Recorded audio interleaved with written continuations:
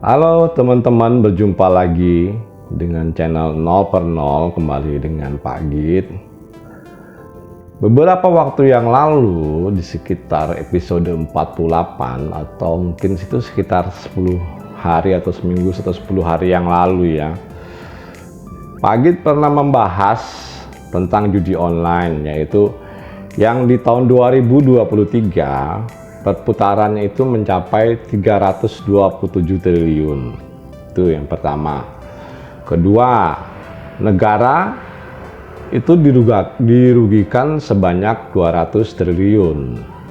Dan defisit APBN di 2023 itu mencapai angka 175 triliun. Jadi kalau judi online ini dikelola dengan baik atau dikelola oleh pemerintah, pada saat itu kan Pak Git juga menanyakan kepada teman-teman, ini bagusnya judi online ini dilegalkan atau ilegalkan, karena kalau diilegalkan seperti saat ini itu jadi abu-abu gitu loh. Jadinya banyak yang orang yang mencari kekayaan dengan cara judi online. Maksudnya bukan pemain judinya, tapi oknum-oknum di balik pemain judi online ini memperkaya dirinya sendiri. Seperti itu. Nah, belum lama ini atau berapa hari ini, mungkin di hari Kamis kemarin ya, ini lucu artinya. Lucunya ya, ada satu tempat atau satu ruko gitu ditangkap, ruko 3 lantai gitu ya,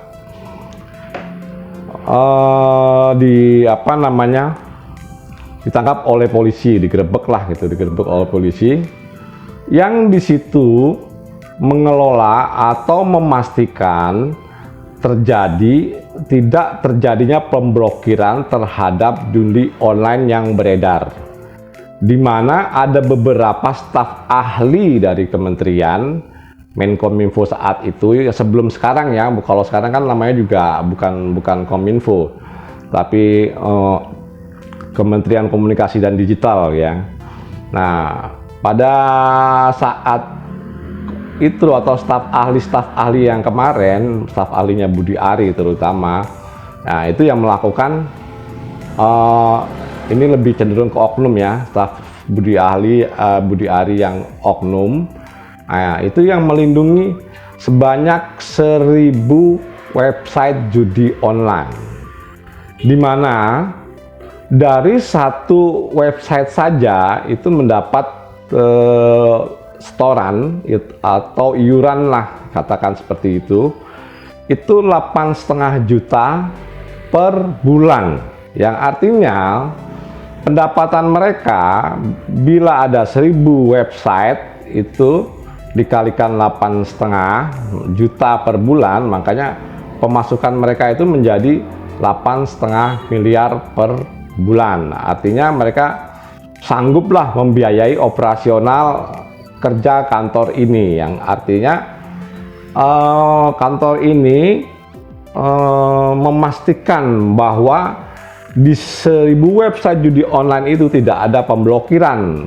Seperti itu teman-teman. Kalian bayangkan deh, teman-teman bisa bayangkan, staf ahli yang harusnya kerjaannya memblokir website ini, tapi malah melindungi dengan kompensasi yang tadi disebutkan. Itu pun baru istilahnya 8,5 juta per bulan satu web, itu baru hanya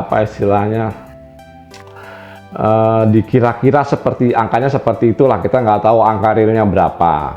Itu yang pertama. Kedua, kan waktu itu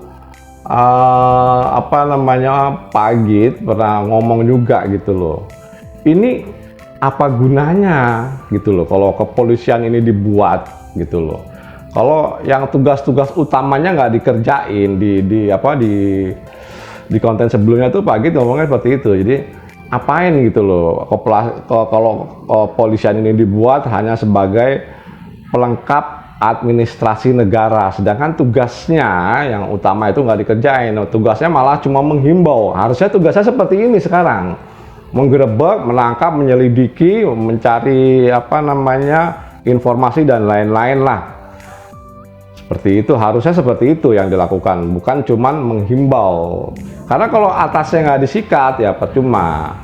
Mudah-mudahan dengan proses ini kita berharap ya, kita semua berharap kalau judi online ini akan diilegalkan dengan benar-benar ilegal. Artinya kedepannya tidak ada lagi judi online yang buka. Kalau memang kembali lagi ya, ini hanya cerita lama, apa istilahnya kalau orang bilang lagu lama kaset kusut gitu loh.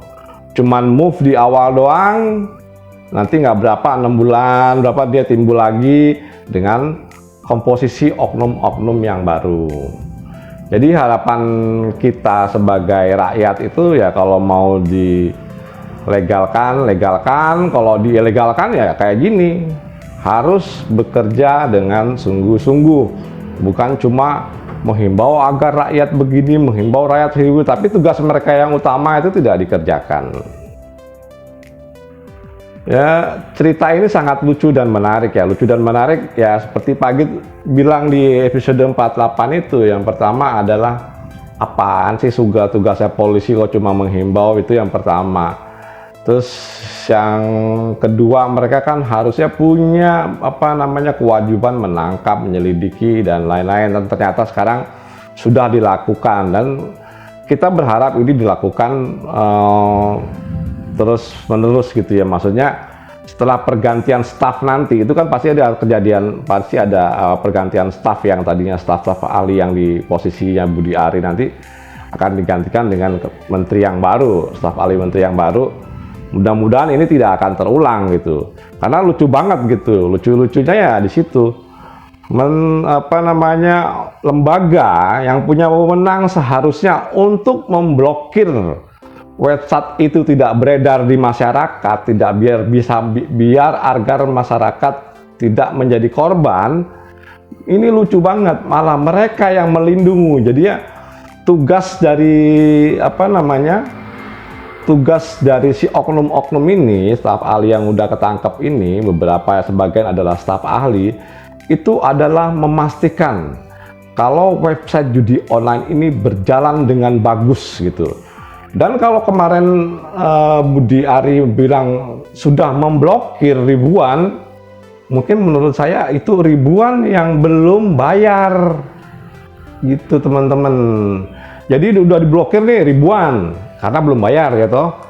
Tapi yang bayar, yang masih bayar ya tetap jalan. Yang jalan itu yang bayar. Kalau yang nggak bayar ya blokir. Kalau menurut saya sih seperti itu ya. Jadi informasi yang diberikan kepada rakyat oleh Budi Ari waktu memberikan informasi kalau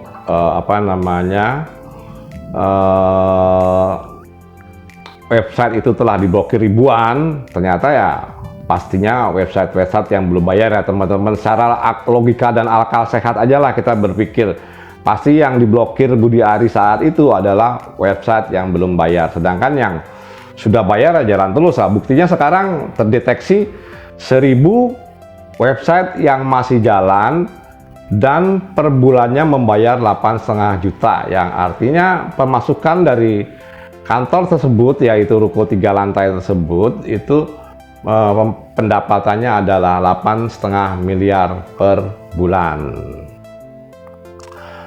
Untuk sementara ini Pagit cukupkan sekian tentang kasus judi online berikut aparat-aparat yang tertangkap. Memang pada itu juga episode yang sebelumnya juga Pagit juga udah ngomong sebelumnya, kalau nggak mereka ya oknum, ya siapa lagi yang bekerja. Oke teman-teman, untuk sementara cukupkan sekian dan terima kasih.